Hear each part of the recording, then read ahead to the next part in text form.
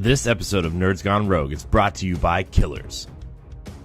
All John ever wanted was to be normal, but the grisly murder of his parents when he was just a child left something terrible brewing inside him. John was a killer, a fact he'd accepted as he now lived on the streets, looking for a place he belonged in this world. On a night that seemed like fate, while on a train heading west, a stranger intervenes as John is on the verge of his most recent crime. His name is Professor James Conrad, and he asks John to come live with him and a group of young serial killers he has taken under his wing. Together they search for a purpose in their murderous ways. It isn't long after a new sadistic serial killer begins to terrorize Seattle, and throwing a wrench into all they are trying to accomplish. Time seems to be running out for the group to find the answers they are searching for. Where will they go? What is their purpose? And with the killing closing in, who will survive the night? Written by C. Benjamin Doyle, Killers is available now on Amazon and Amazon Kindle. Get your copy today.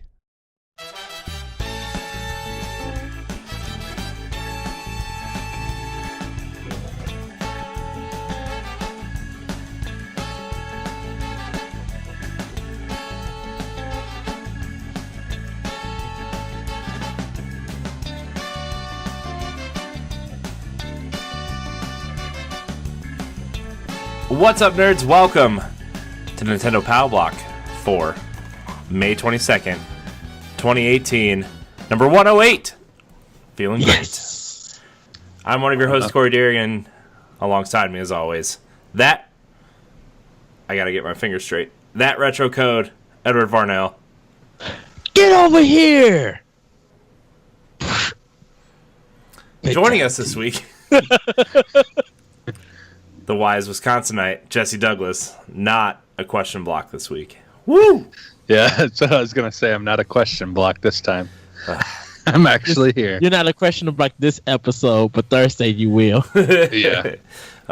Man. What a fantastic week until we recorded on Thursday for Friday's episode, and then nothing has happened since then. Great. And, since we're recording on Sunday, something big's going to drop tomorrow, and he's like, no. So, how's everyone doing? Everyone good? Yep. Everyone Yeah. good? Getting ready for the apocalypse of Friday. The apocalypse of Friday? Yeah. What's on Friday? You know what comes on Friday. Is it N++ Friday? Thursday. 24th. Okay. Duh.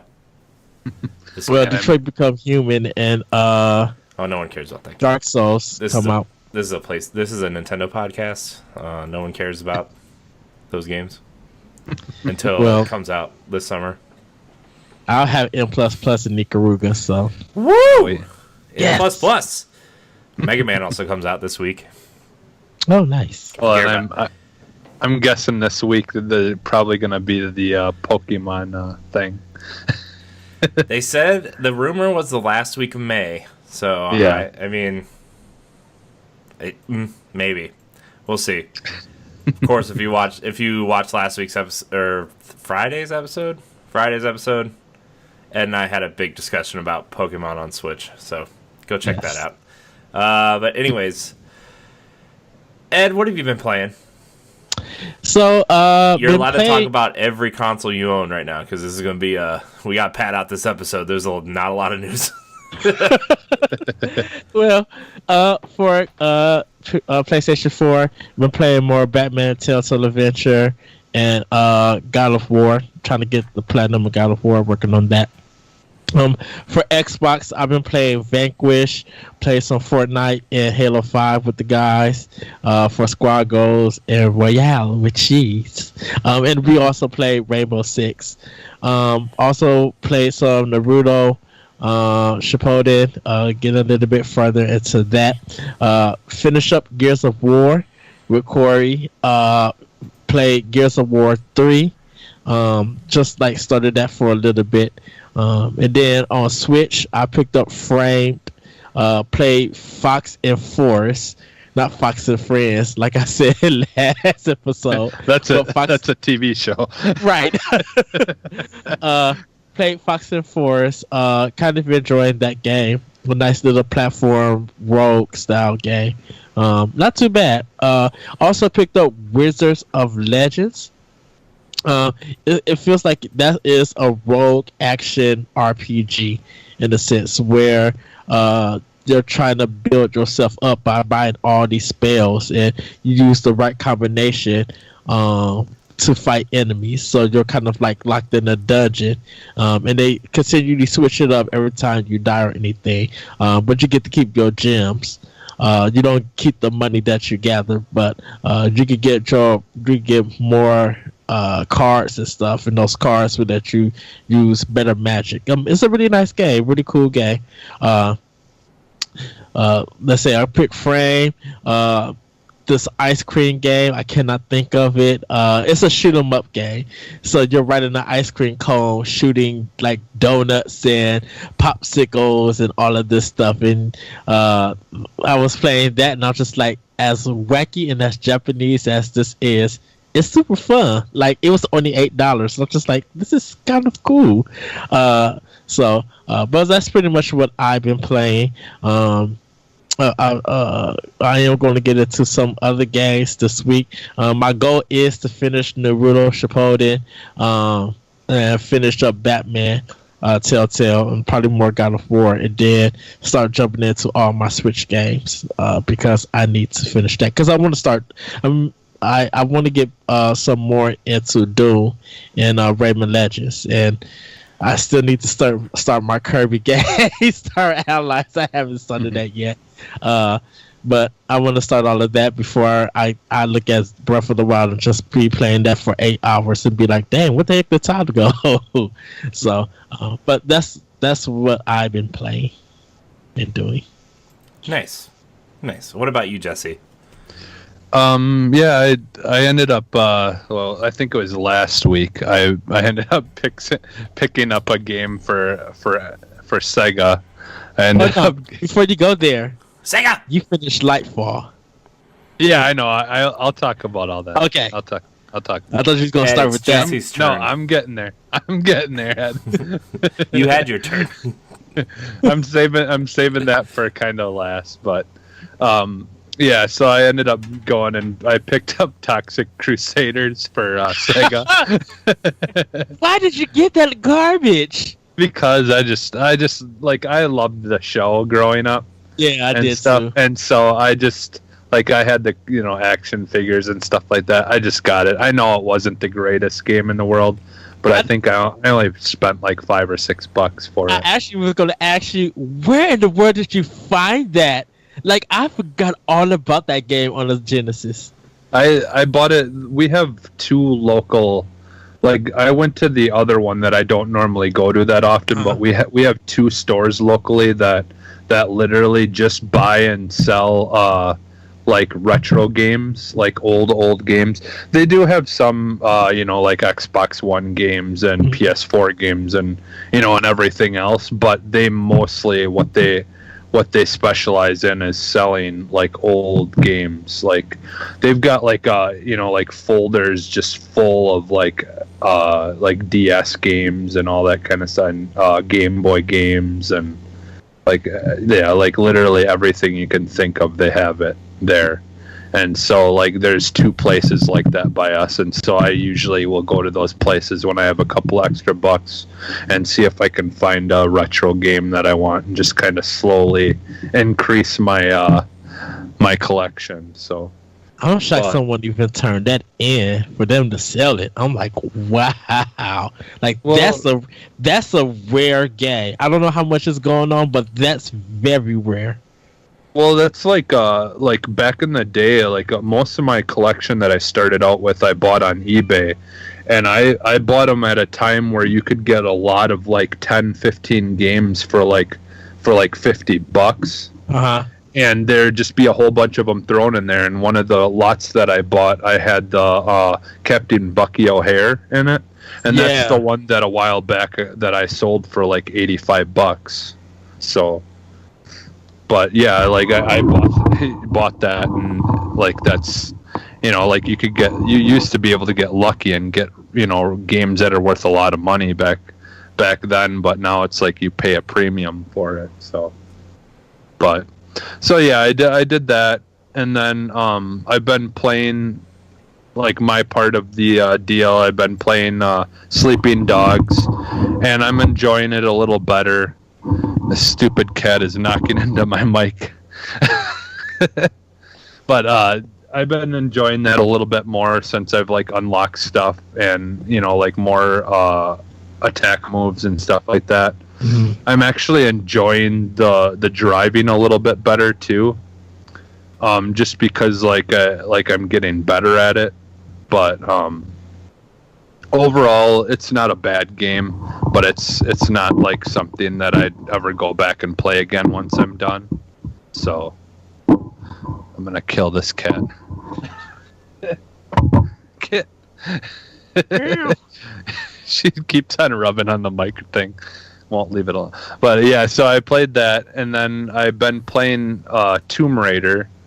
The definitive edition or whatever, and so like now I feel like I'm almost like the same point that I am on Sleeping Dogs. I'm on that game now because that one part I was having trouble with. Like I finally just hid somewhere and just like sat there for the 20 minutes or whatever it took for them to all start coming towards me until they were all gone.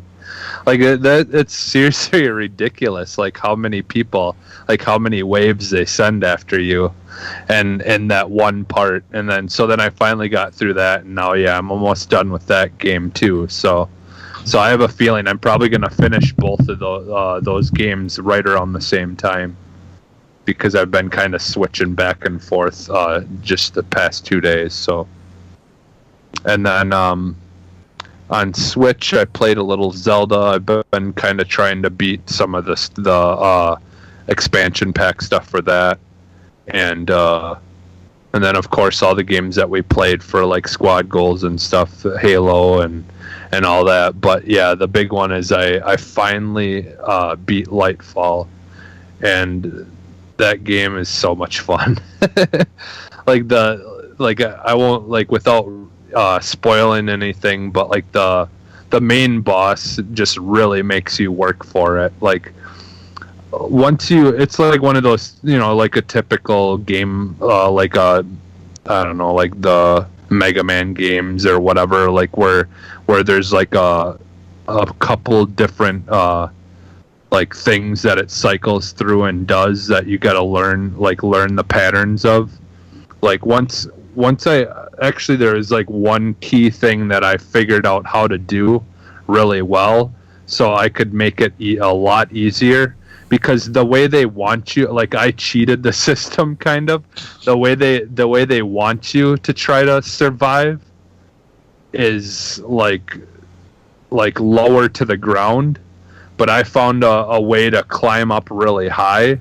Yeah. And avoid all the attacks that are coming towards me, and then I could just wait until the next round, next part of the boss fight where I needed to be lower or whatever, or like because at some point you can't use your box ability because he has an ability to disable it for a little while, but it was a really good boss battle. It took me, I don't know, like maybe a week of trying here and there to finally beat it. Like to try to get used to it, because everything had to be timed just perfectly, for certain things. So, is it only 4 levels? It's crap. I don't remember now. I still don't remember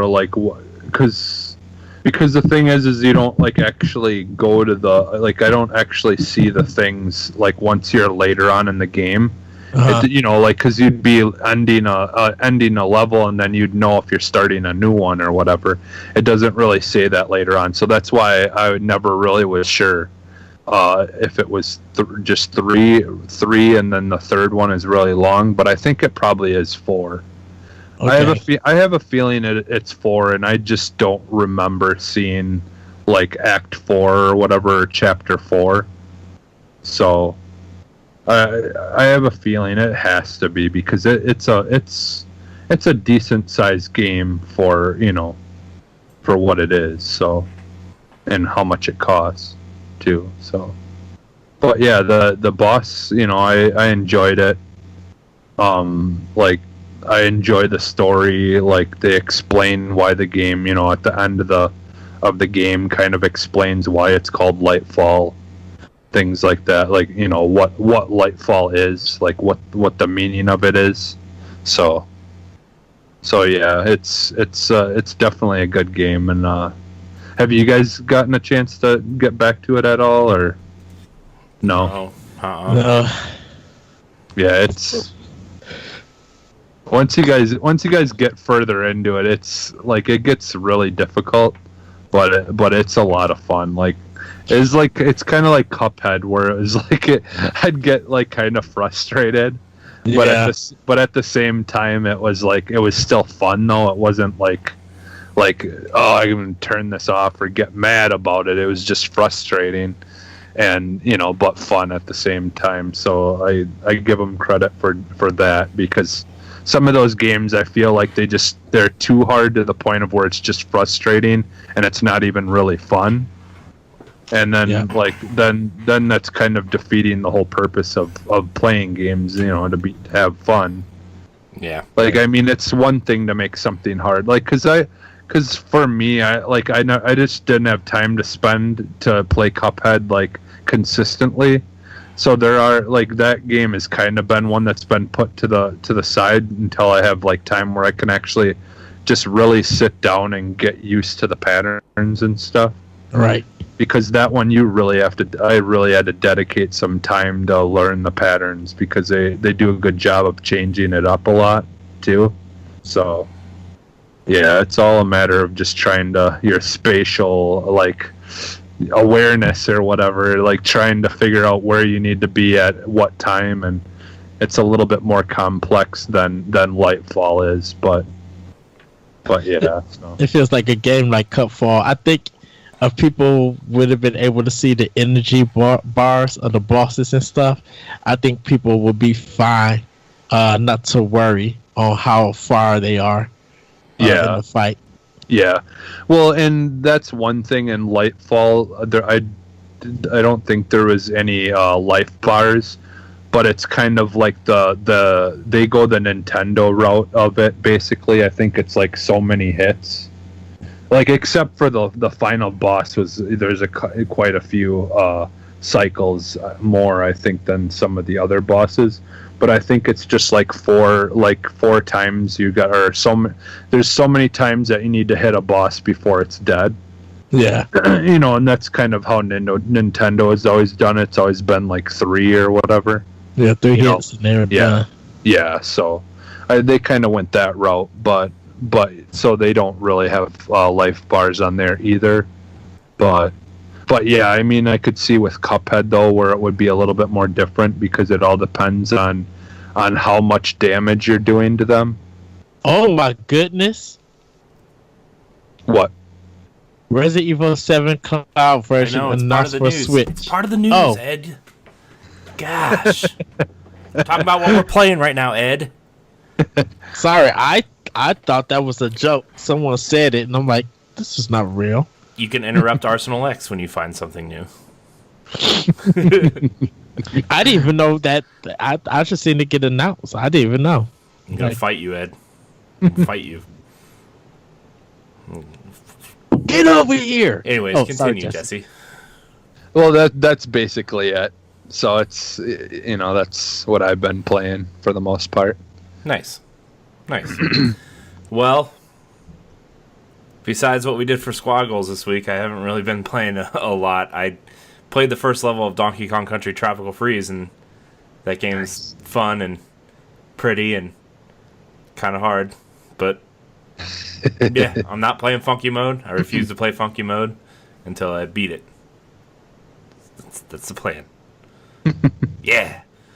But other than that, I mean, Ed and I finished Gears, and we played a lot of Halo yesterday, and it's kind of it. I've been playing website rebuilding mode is what I've really been playing. So, and it's getting there. It's gonna be done faster than I think what I originally planned. But I also put in like 6 hours of website stuff today. So, But it's looking good though. Oh, thanks. So. I hope it does. I mean, you know how you get so deep into something you can't really like criticize yourself because you think it's gonna. You just keep going. But yeah, I've been rebuilding the website. I think it looks okay. Everything is all nice and neat and organized, at least, even if it's not to your up to standards of like normal websites. I think it's clean and organized, and people can watch stuff on it. So that's good. So, yeah. Anyways, what are we getting into the news? Yes, news bits. So this was announced very shortly ago. Resident Evil 7 is coming to Switch. Sort of. In Japan. Ed, I'm going to fight you. What? I'm going to fight you. What? This comes from Nintendo Everything. Resident Evil Cloud version announced for Switch launches this coming week. Resident Evil 7 Cloud version is coming to Switch, Capcom has announced. As the name implies, Resident Evil 7 will not be launching on Nintendo's console in the traditional sense. Everything runs through the cloud. The download is just 45 megabytes, so you won't actually be purchasing the full game that can be played offline. You'll need a stable internet connection while accessing the title. Players will nonetheless be able to play Resident Evil 7 in its entirety on Switch. This also includes banned footage Volume 1 and 2, End of Zoe, and Not a Hero DLC. Resident Evil 7 can be played for up to 15 minutes on Switch for free.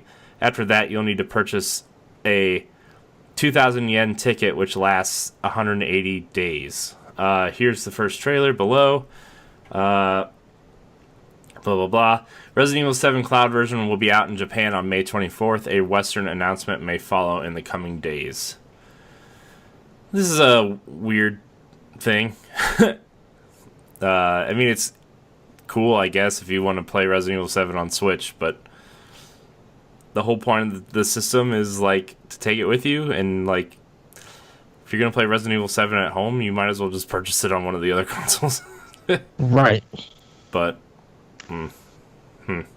it's weird. Like, I guess, like, the one thing is at least, like, if you can just, like, if you live somewhere, you're going somewhere that's got an internet connection, like, like you could hopefully, just do it from wherever you want and still be able to kind of play it on the go.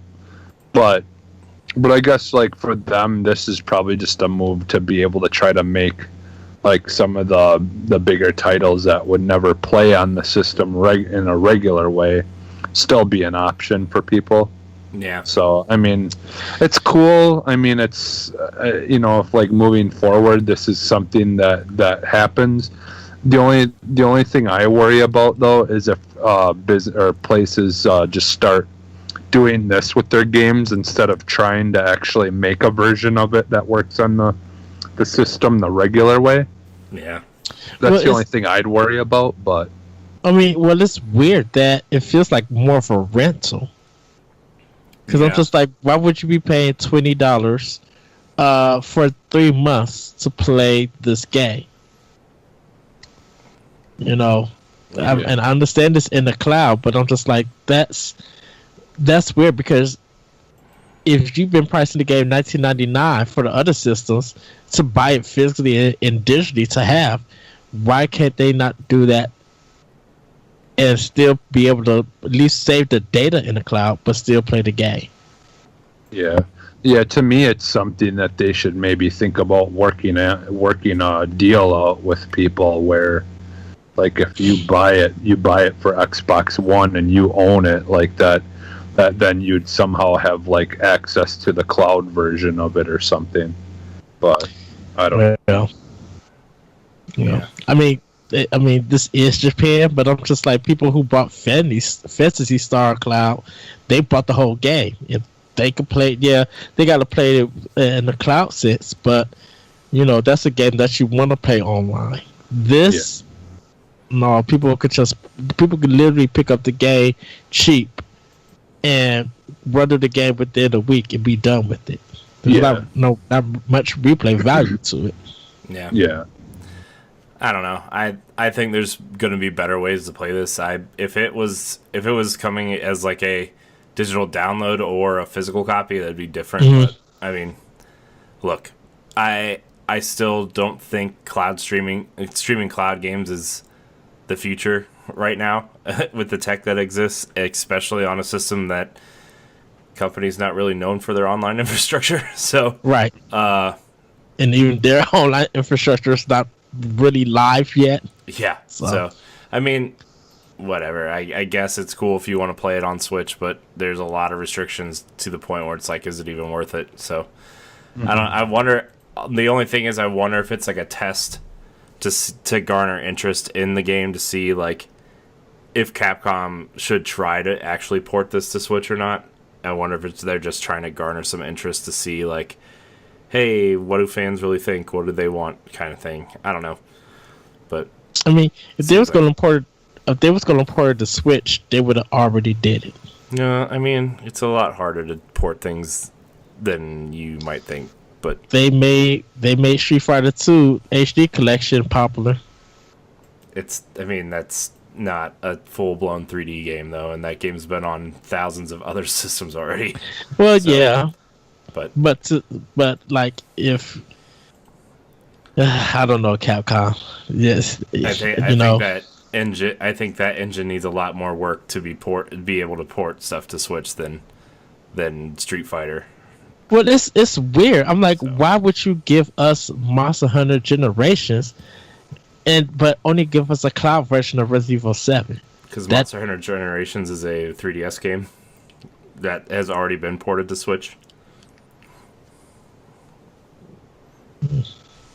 So Well, and I think the thing is too, like, I don't know, like, I just feel like they just need, like, not even bother with, like, either you can make a newer game work, physically, or on a Switch, or you can't. I just don't think that they should even just waste time with this, because like you said, where people are gonna just play it somewhere else anyways. Like, Doom and Wolfenstein and stuff like that. Well, that's something different. At least it's like actually working on the system. And you'd think that, like, I mean, I guess I don't know from a technical standpoint, but you'd think if a company can get something like Wolfenstein or whatever working on a Switch, that you'd think that Resident Evil 7 would be able to work. Well, you got to Like- think of Western versus Eastern. Like, Yeah. who's gonna port Resident Evil 7 to the Switch in America? Well, and I honestly, I think the thing is like when it comes down to it, like the Resident Evil 2 remake is going to be a more important game anyways, because that's going to sell a lot.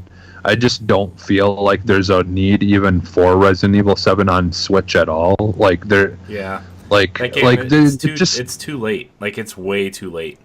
Like, if they would have, when Resident Evil 7 came out and they said, hey, there's going to be a Switch version at some point, maybe, like, it would have been okay. But that game is over a year old now, and it's not like Doom or Wolfenstein where, like, hey, we're making this a big deal, Nintendo's partnering with us, whatever. And Wolfenstein 2 was at least announced alongside the other versions, and they made it clear that it was coming later. But it's too late for that game. Like, I mean, if they want to port it later down the road, when they start porting the inevitable 900 other Resident Evil games to Switch, then fine, just put it in the collection, or put it as like a $30 or $40 physical copy. I don't care, but like, announcing it as a separate thing like this it's just too late. So, what I would honestly rather see is I would rather see the Switch be the exclusive console to play more of the, like, for them to make new traditional like original style games, more like the Resident Evil 2 and stuff like that, and like have it like dealing with the zombies and all that stuff, and then leave all that other crap for all the other systems. The problem with that is Capcom can't take any risk anymore. Well, you don't think Yeah, but Resident I Evil feel like- 1, 0, and 4 would sell on Switch? That's why they're playing it safe. I think that would have been the safer option than It doing would some have. dumb cloud thing on a network that doesn't hardly work. Like, It would have, but Capcom hurt themselves. well, then Capcom is not thinking right, in my opinion. So, Yeah, right. all right, next story.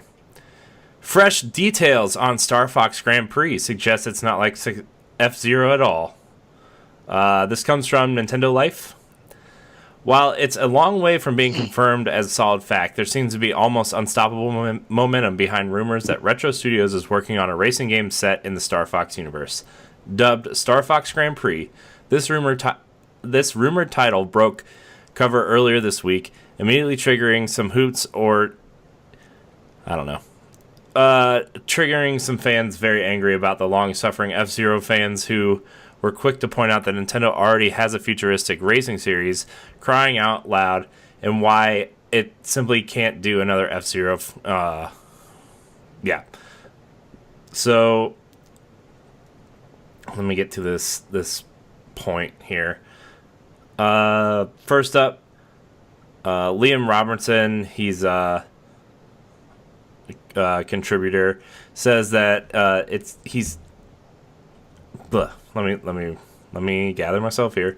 First up, Robertson is keen to stress that the game isn't like F-Zero at all.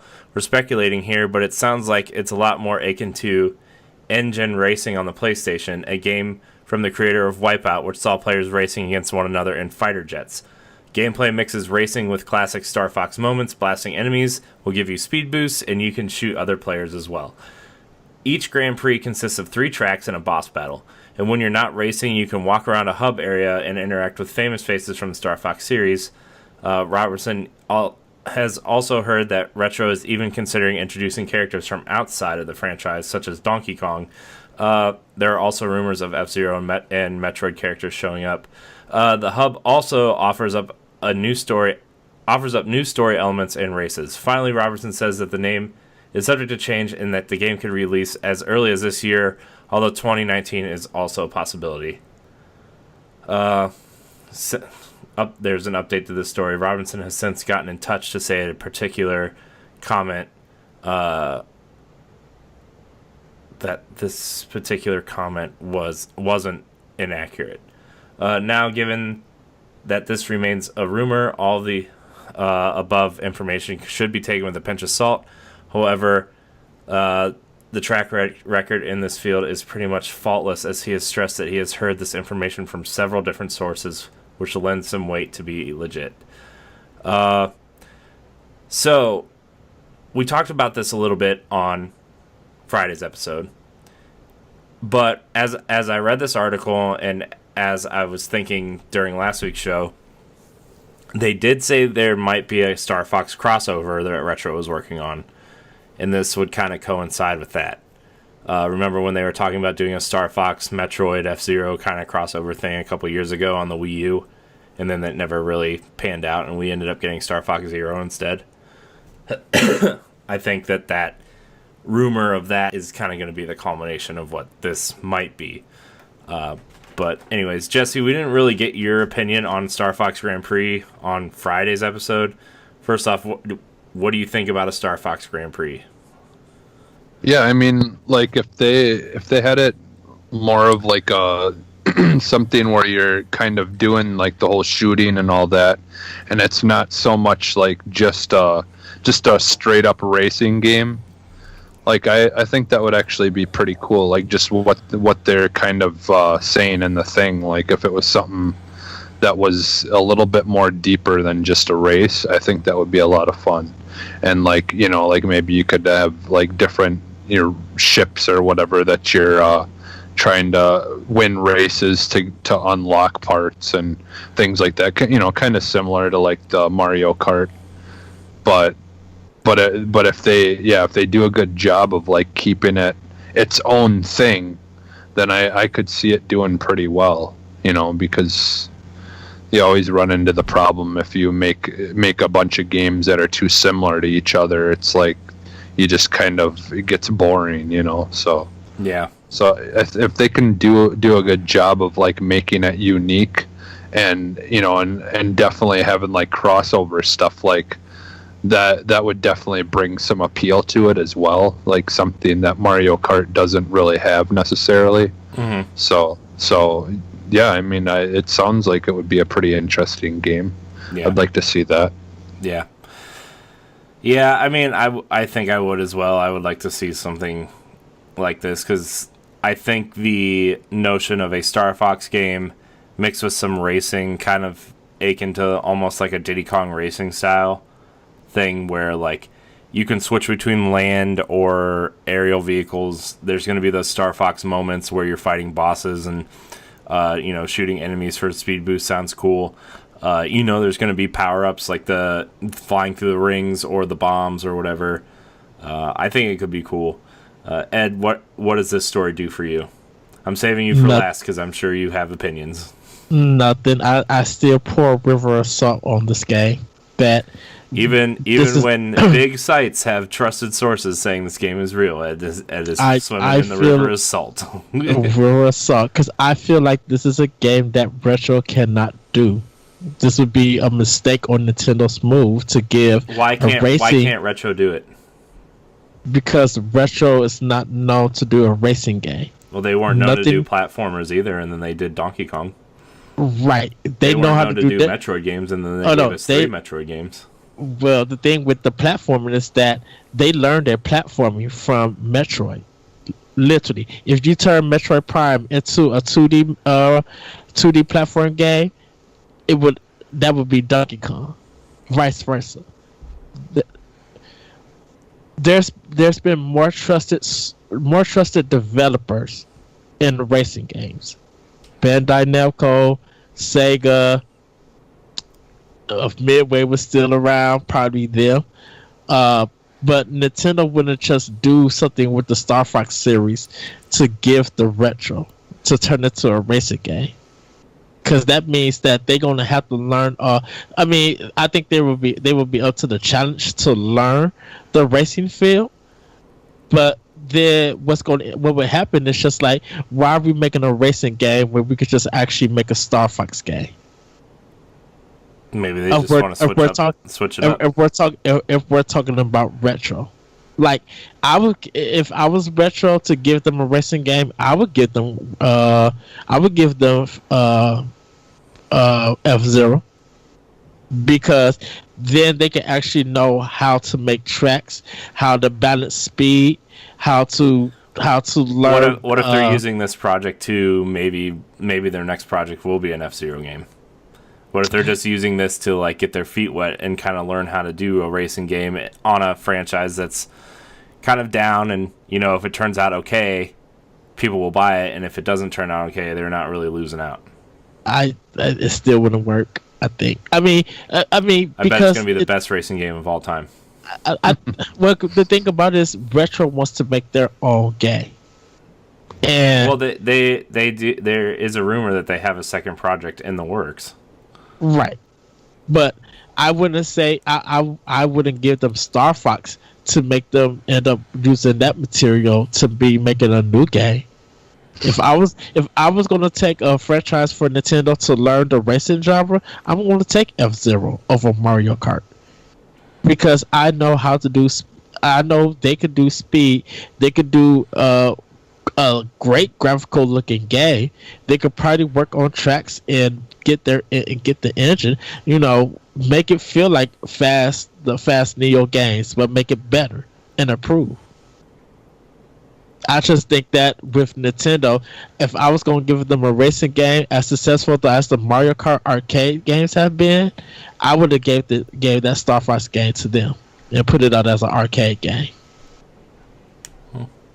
Well, for me personally, I'm not I like the characters of Star Fox, but I never really got into the Star Fox games fully. I've played them before and they're okay, but like for me personally, and maybe this is like what they would be trying to do, like I actually would be more interested in a racing game than I would be just a regular Star Fox game, like me personally. But that's just because I don't like I like the characters, and I'd still be getting that, but I'd be able to do something that I personally would enjoy more, like.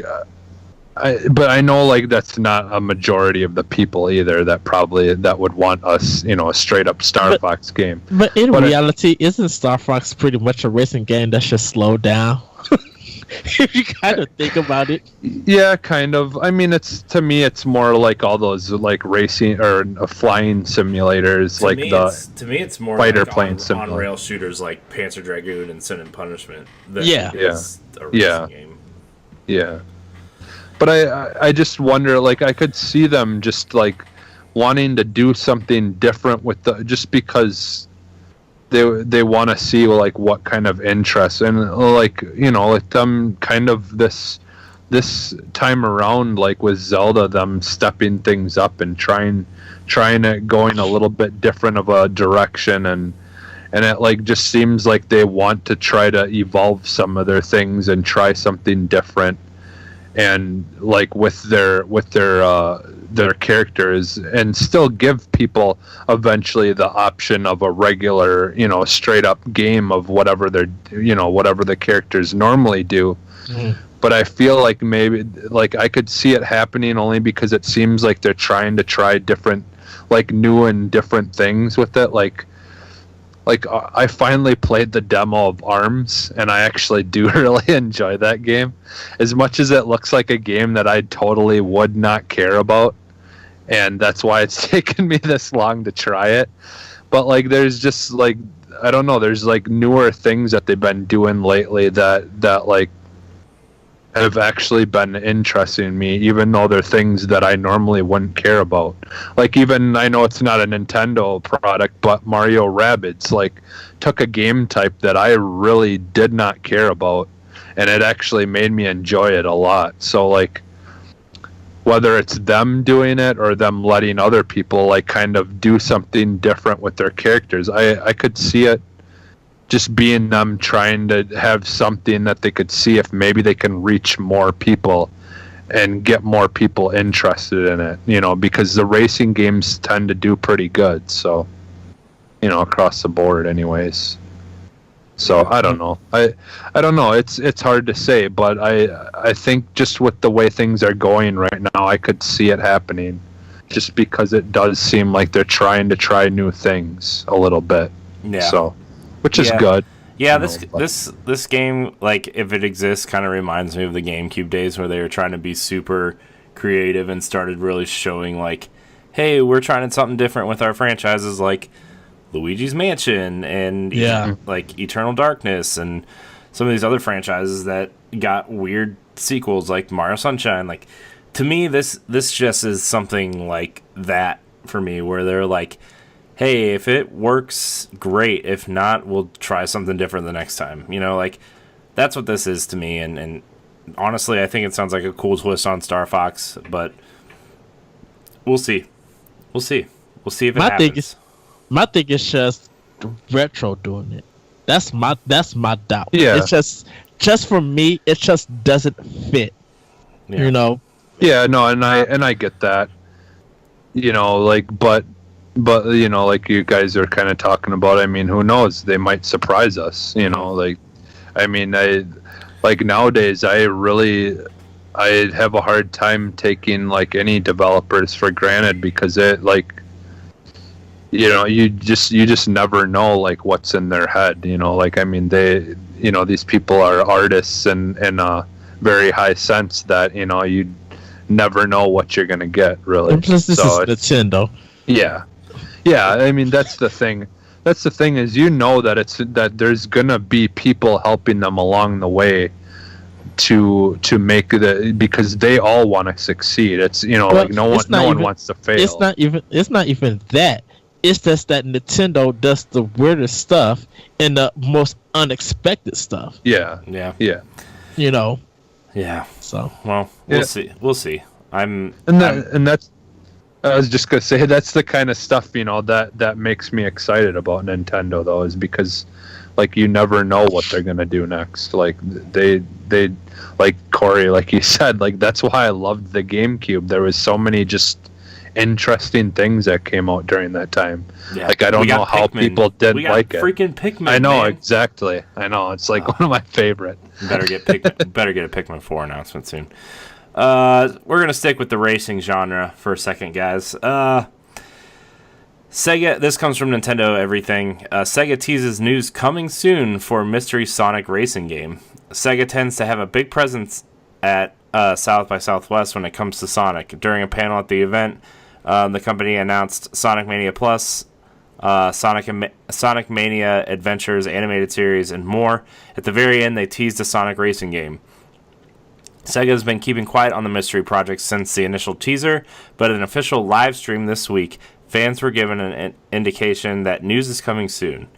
A lot of you have been waiting for news and information, and you're very curious about what that title was and that we teased back at South by Southwest. And at least in the near future, you might be hearing some more news and information about that. So hey, that's coming up. Get ready. It's on the horizon. We're likely to receive information at or around E3, so within the next month, likely. Speaking of E3, Weber and Sega said it'll have a bit more news regarding its plans very soon, and we'll have some cool stuff to talk about. So, Sonic Racing, I assume it's going to be along the lines of Sonic Racing Transformed in that series, but I don't know. They said they're kind of getting away from the other Sega characters and going strictly with Sonic characters, which I think is a bad move. But I don't know. I have Sonic Racing Transformed on the Wii U, and I thought it was freaking awesome. I thought it was the best kart racer on the platform until Mario Kart 8 came out.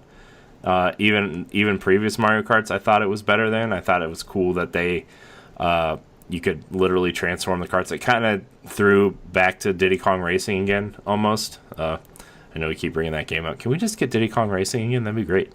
Oh, no. Ed, I'm going to slap you. I'm going to slap you so hard, you're going to be white. Oh, why don't we just... We could get that on Xbox. Yeah. Yeah.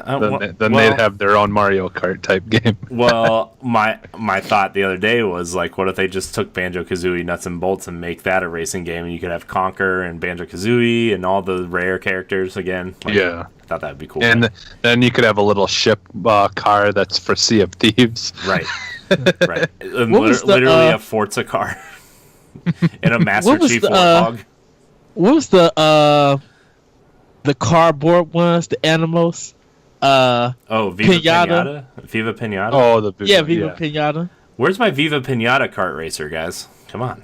But yeah, I mean, Rare could make a pretty sweet racing game, like with all their products, their characters and stuff they own the rights to. I could totally see that. But this Sonic game, like, I feel like every time it comes to Sonic, they take all the good parts of the previous game and just rip it out and try to do something different. It's like, no, the Sonic fans want classic Sonic, or they want a straight up kind of Sonic Adventure style game. Like, don't give me the Werehog, don't give me the weird, like, Ooga Booga stuff. Like, don't give me the weird human interspecies relationships. Like, just give me a decent Sonic game. And like Sonic Mania was that, although I didn't really care for Sonic Mania. I don't know. I think I'm at that point where I'm starting to realize that maybe Sonic was never really that great. Like, I don't know. I still think Sonic 1 is the best Sonic game to me, and Sonic CD a close second. But like,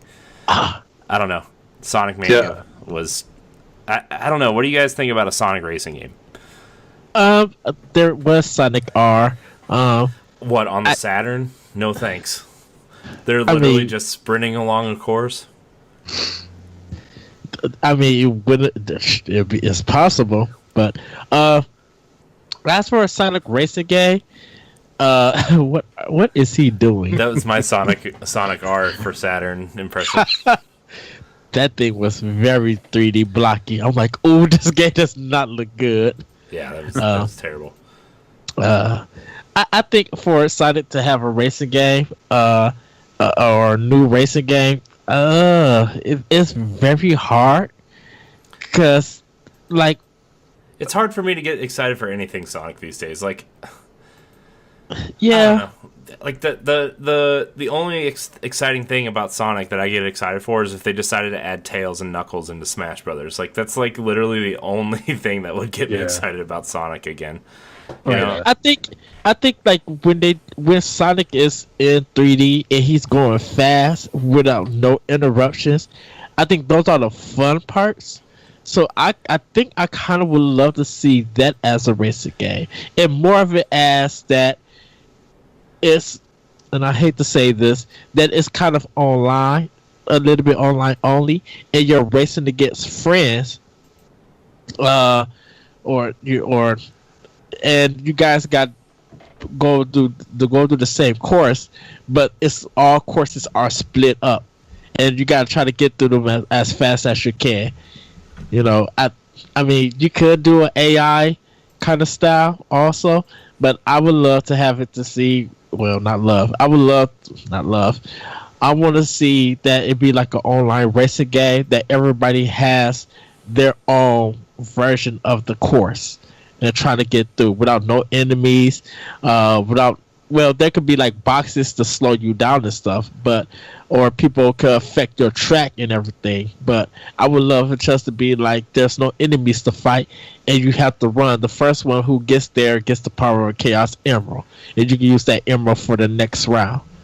Yeah, that's kind of what I think I would rather see as some kind of like game where there, you know, like you're playing like 4 or 5 people or 6 or whatever, and you're kind of racing to the end, like doing like the regular like speed run type stuff, and there's like obstacles and things that you've got to, you know, dodge, and like I'd rather see like an actual physical game, like where you're just playing as the physical characters and not in actual carts. Like what's that one game that's on Xbox, is that Rainbow something or other, where like you play with other people and you've kind of got to like speed run through these platforming levels and you're all kind of going at the same time. Oh, Runbow? Yeah, Runbow, that's it. Like I could see them doing something more like that. Like have more of like a like, because that would stay more true to the, you know, to the Sonic style of playing, and then they could actually have it where, you know, you're doing more of a platforming race type game. Like I think that would be kind of fun, something like that. Yeah. But like as far as an actual racing game goes, like honestly, I would rather just see them maybe make a deal with Nintendo and just have them be characters in the next like Mario Kart or something like that. I'd rather just see them be an addition to a game than its own standalone. Yeah, I agree with you. So I don't know. Again, I'm not really that interested, but yeah, I mean, you know, it's fine, whatever.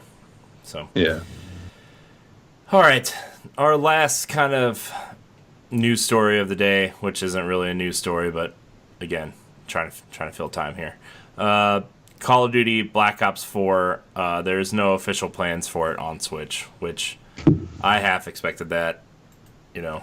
So, although their GameStop did receive Switch cases with the Black Ops 4 logo on them, but that's just probably placeholder stuff. I don't know if somebody was trying to get somebody excited or what, but I'm not surprised, and I don't really care, honestly.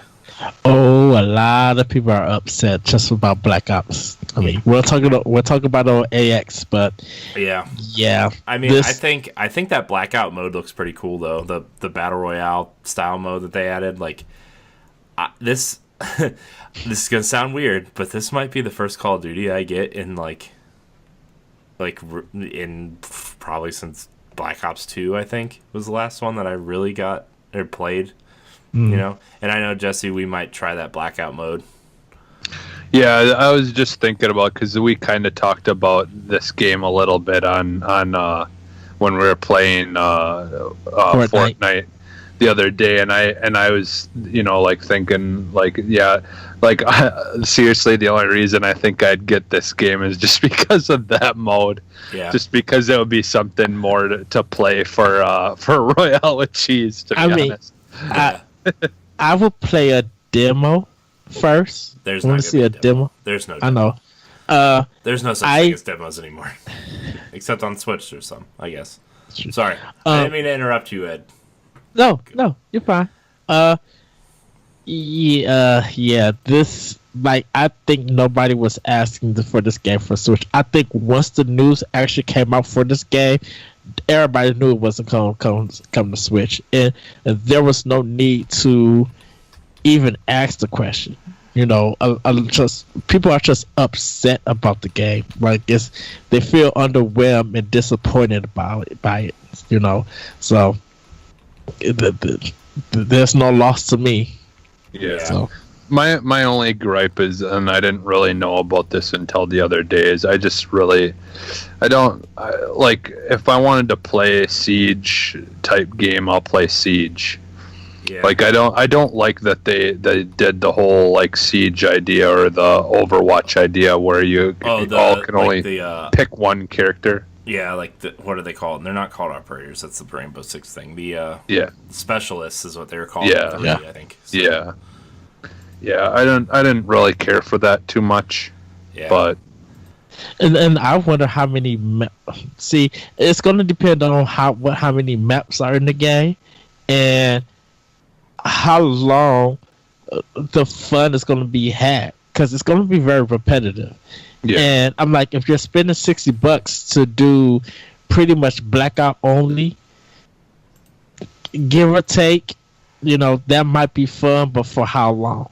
Yeah. Well, and I mean, it is a Call of Duty game, so I mean, like, all their games are repetitive. It's just like, for me personally, the big difference between whether I like a Call of Duty game or not usually comes down to how well the operators and the functionality of things, like how well it works. Like I didn't mind the wall climbing and all that stuff, but when you compared it to like Titanfall, it wasn't as good. Mm-hmm. But I still didn't care about it, whereas a lot of people, like, that mechanic, that functionality is the whole reason that they didn't like it. Mm-hmm. But so I'm iffy on Call of Duty games. The wall run wasn't why people didn't like it, because it was just like, well, you're taking it from the guys who actually made the series popular. So why are you trying to implement something that they're trying to do with the wall run to make your game seem more competitive or up to snuff? A lot of people was just mad that the fact that you added this wall run because the people who made Call of Duty very popular have it in their game, when they were trying to add something different and new. Because the wall runner in Titanfall and Titanfall 2 is fun. It's good. Yeah. With Call of Duty, they threw it, feel like they just threw it in. Yeah. Yeah. Well, but it seems like that's what Call of Duty is mounted to nowadays. Is they literally are just taking all the things that work really well in other games that are better and trying to put it in theirs. Like, they're literally, like, with this new one, it sounds like they're copying Fortnite and they're copying Siege, or Overwatch, games that are doing really well. I'll even go far as just the way that it look, and it looks impressive.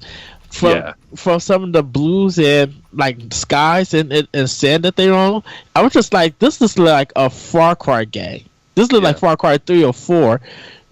I mean, the art the art in the graphics they look like it looks really good. Yeah. I mean, I know that's probably running on some high end PC, and that's probably not the one we're going to get on Xbox, but I think I don't know, man. There's something about this one that's like, it's at least interesting enough for me to follow.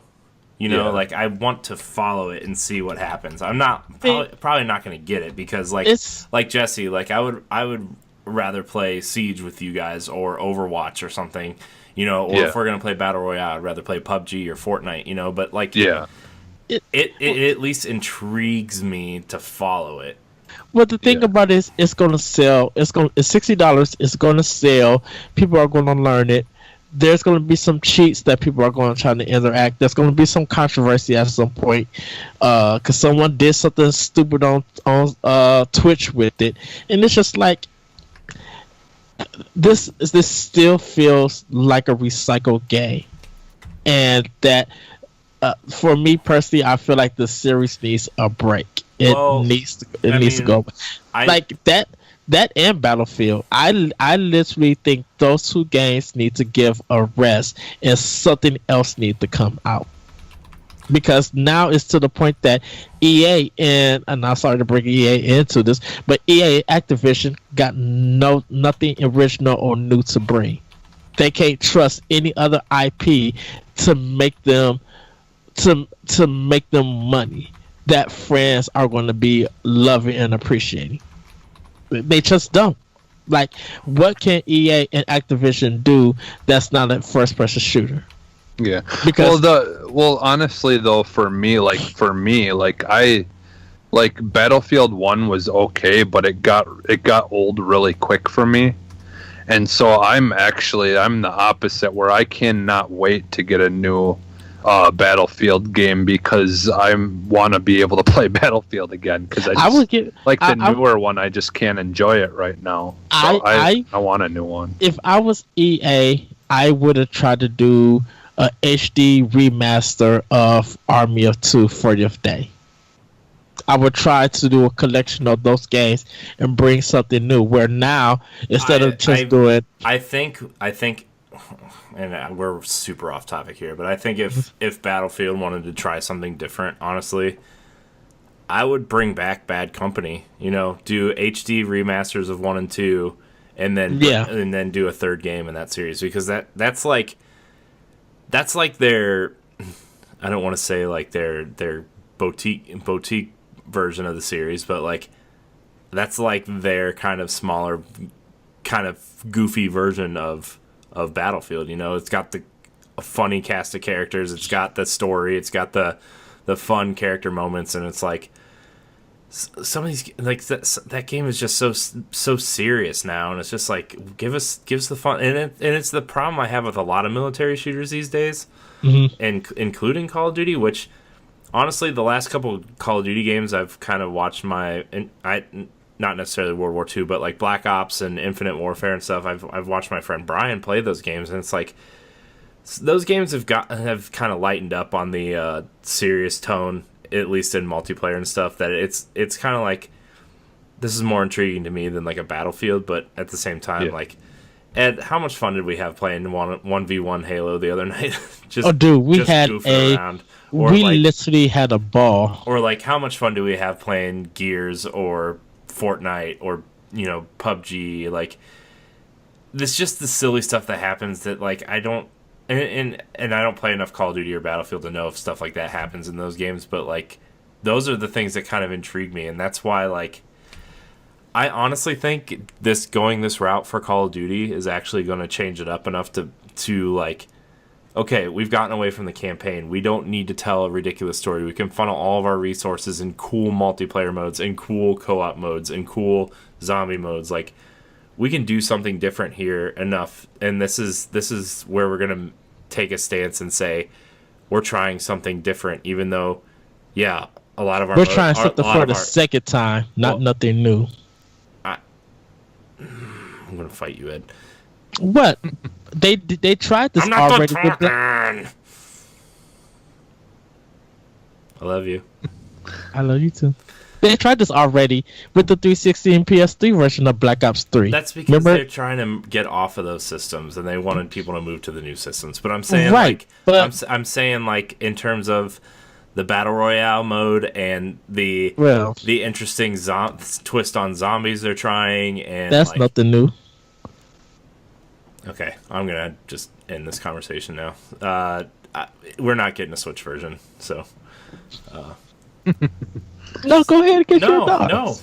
No, I'm done. I'm done. Why? Because you keep interrupting me. Okay, I'm sorry, boss. Go give your thought. I'm sorry. No, I'm done. No, finish your thought. done. I want to hear your thoughts. We're not getting Call of Duty on Switch, so if you're looking forward to that, sorry. No, I don't want to play Call of Duty on Switch anymore. Yeah, I really don't. There's other better games that you can get. Yeah. So, but that's kind of it with the news and stuff. I mean, we kind of padded out that hour real well. So, yeah, this has been an episode of Nintendo Pow Block. I hope nothing happens on Monday because we're recording on Sunday. But if it does, we'll cover it this week. Go vacation. Yeah, we gotta figure out how to make a time machine. Yeah, for real. But E3's coming up, so yeah, I'm sure we're gonna have a ton of leaks and stuff. And Ed and I were talking about getting back into the mini block stuff throughout the week and see if anything happens before podcasts happens. So, anyways, thank you guys so much for watching. This has been Nintendo Pow Block. Remember, you can find Pow Block every Monday and Friday here on youtube.com/NGRradio and NGRradio.com.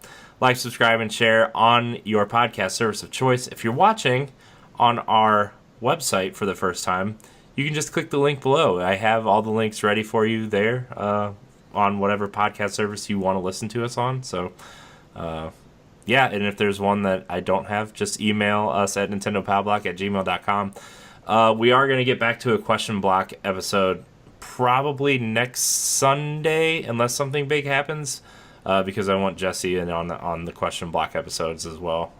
So download our family of podcasts. Our grand finale of Pod and Play Season 2 is this weekend. Rise of the Tomb Raider. I totally forgot about that until Ed tweeted it out today. I'm like, oh yeah, that happened this weekend. So you can check out our Nindies Showcase Let's Play show coming up in about a month. Yes. On the 23rd of June is when that starts, and it runs through August 10th, I want to say, or 11th, whatever that second Saturday in August is. Really excited for that to pop up. And then Season 3 of Pod and Play starts in September, and I'm very excited for our lineup of games there as well. Yes. I know. I still need to grab a couple of them, but I need to grab one. Yeah. I think I need to grab like 3, but we'll figure it out. We'll get there. So, anyways, Jesse, where can we find you? Great job hosting the shows this weekend, by the way, guys. The recordings of the Royale with Cheese and the Rainbow Six. What do we call it? Squad goal.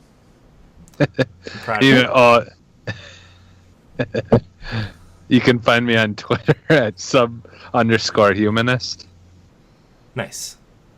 That's it. And that's it. You literally can't find him anywhere else. Ed, where can we find you? You guys can find me on Twitter at ThatRichardCo, and you can check out my show, Optional Opinion, on SoundCloud, iTunes, Google Play, TuneIn, and other podcast apps. Ed, I love you so much. I love you too, Corey. Sometimes I think people think we hate each other because we disagree sometimes. Everybody, as much as we might disagree, but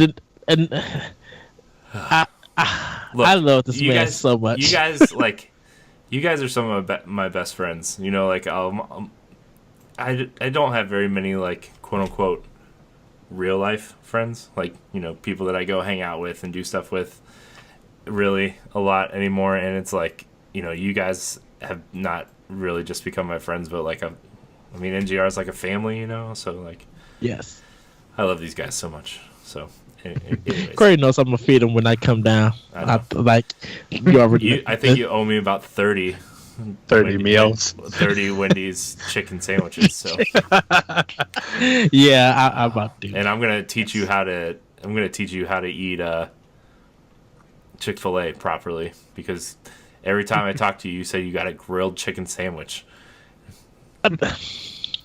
No, we were supposed to go to that other food place, that pizza place. We got spots that we still need to go to. Oh yeah, Yeah. Okay. Speaking of, we're actually getting a Chick-fil-A here, I think, too. So yes, I'll have Chick-fil-A is one. the best. You should get you should get spicy chicken sandwiches. You should get a spicy chicken sandwich with you should get mayonnaise and Chick-fil-A sauce, and then mix them together and put it on a spicy chicken sandwich. Take the pickles off because pickles are gross on a chicken sandwich. No, pickles are good. And they always put them on there. And just no lettuce, no tomato. Which that's the deluxe version. Don't get the deluxe version. Just get the regular version. Yeah. And then you just there's always like a fat end, and then there's like a thin end. You just take a big bite out of that fat end, and you can just feel the juice run down your mouth. Oh, it's so good. I love Chick-fil-A. Except ever since I turned like 30, every time I eat Chick-fil-A, I have mad poops. So it's the worst. We're supposed to be getting the Checkers in a rallies, but I think Checkers, like in Waukegan, like close to my house, it's about to be a mess, dude.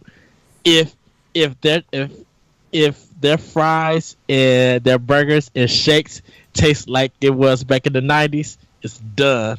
I'm heading there almost every other day. Yeah, I usually buy the Checker fries in the frozen section. How are they? Store. They're good. Because they actually get nice and crispy, and they're just really good for even a frozen French fry. So okay, yeah, because I seen them, but I just never brought them. So I'm sorry, Corey. Welcome to Snack Chat. Nintendo Fry Block. Anyways, you can find me at Corey and HT on Twitter and Instagram, and you can find me on a plethora of other content here on Nerds Gone Rogue. Check out our family of podcasts on all of our other consoles and friends and other things. So like, subscribe, and share. Check out all of our content on ngrradio.com. Thank you guys so much for watching, and until next time, we love you. Bye, everybody. Bye.